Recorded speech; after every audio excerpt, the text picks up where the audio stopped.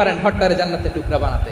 5 ওয়াক্ত সালাত, রমাদানের রোজা, নিজের চরিত্রের হেফাজত, ও আতাআত বালাহা, স্বামীর আনুগত্য, এটাতে অনেকে ভুল করে থাকে। হায় রে আমার বোনেরা, স্বামীর আনুগত্যকে এটা নিজের অপমান মনে করবেন না। আপনার স্বামী আপনার সবচেয়ে বড় গার্ডিয়ান, তিনি আপনার সবচেয়ে ভালো চায়। নারী কখনো গার্ডিয়ানশিপের বাইরে থাকতে পারে না।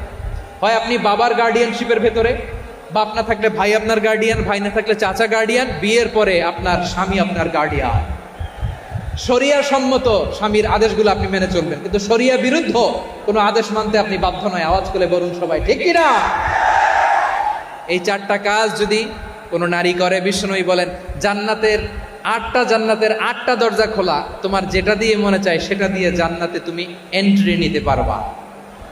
আমরা এখানে লালমনিরহাটের সোহরাওয়ার্দী ময়দানে আজকে যেমন একত্রিত হতে পারলাম, আল্লাহর জান্নাতেও যেন একত্রিত